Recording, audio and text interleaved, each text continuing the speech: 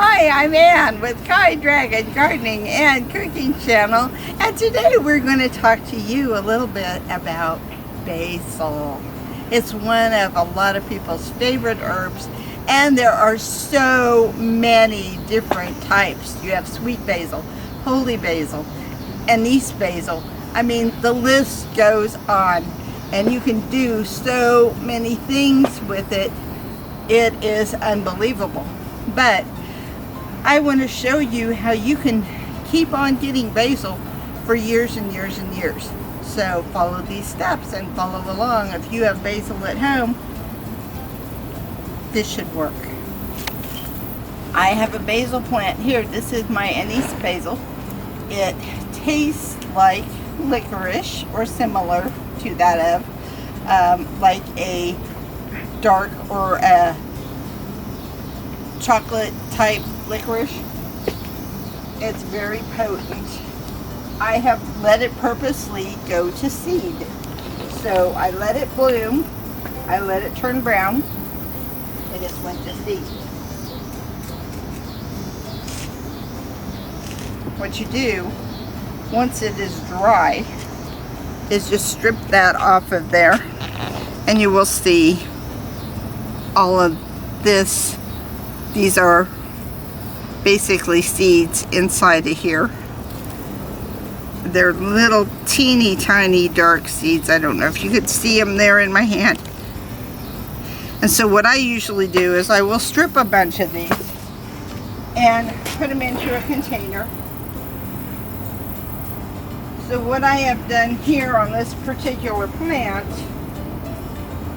is I have done this several different times because I have used a lot of this basil plant. So if my camera guy can get a close-up, I have dropped some of these little basil seeds because basil is not a perennial. It will not come up every year. So therefore you've got to save your seeds to replant it every spring. You can start them indoors in the winter in seed trays as well, so that way you get an early start. Once your frost is gone in April and you get ready to plant, you're ready to go. So go ahead and, if you want to start them indoors, you can do that. But if you can see it, in 2 weeks I've already got little basil plants sprouting up all around here.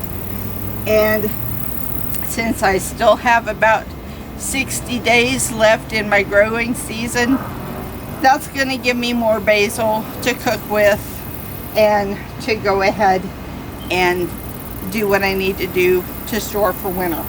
So like I said, let them dry, pull them off, put them into a container, and then once they're completely dry, then you can get the little dark seeds off. And what I did there is I didn't even mess with taking the seeds off. I just sprinkled it as is on there. 2 weeks later, I had basil coming up. So the next thing I want to show you is how to get more bang for your buck. I'm going to cut this off so you can see what I'm talking about because I need some of the leaves here.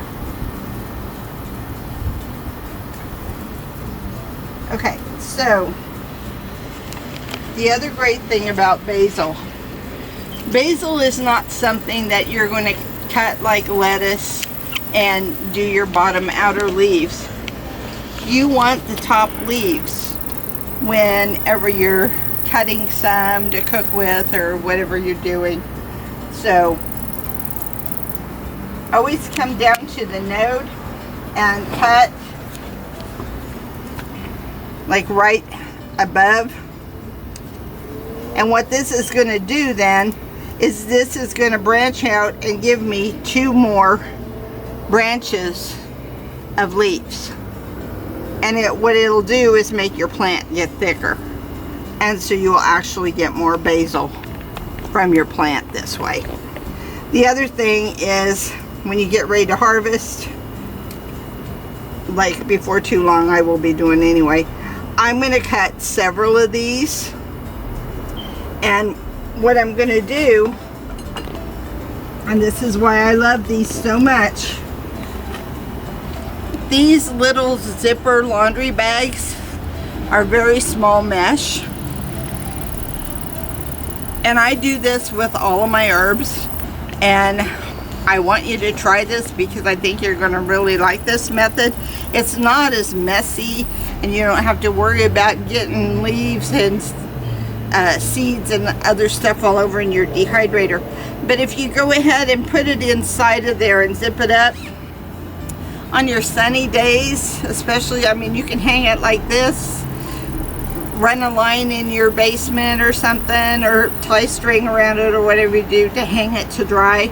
But what I like to do is I run little wire lines, like I hang my shade cloth on over here, and I'll be removing the shade cloth anyway. So on the sunny days, I'll just take a clothespin and I'll just drape this over like that. I'll have my basil inside there, and I will let the sun dry it out. So within a week or two, I will have my basil leaves dried. Then I can take it out and mortar and pestle it and everything and get it ready to put into my little shaker jars or whatever I want to do. So that's another quick tip for you when you're wanting to dry and store your basil for more uses. So do this with your basil plants and you won't be sorry. You're going to have twice as much. Your crop's going to last longer. And remember, always take from the top with basil. Let some of it go to seed. Collect the seeds and then plant them again for next year. All you have to do is sprinkle them on the top. They start fairly easy, and you can start them indoors in the seed tray. Those are my tips for you today with basil. I hope you guys try it, and thank you for watching. We appreciate you.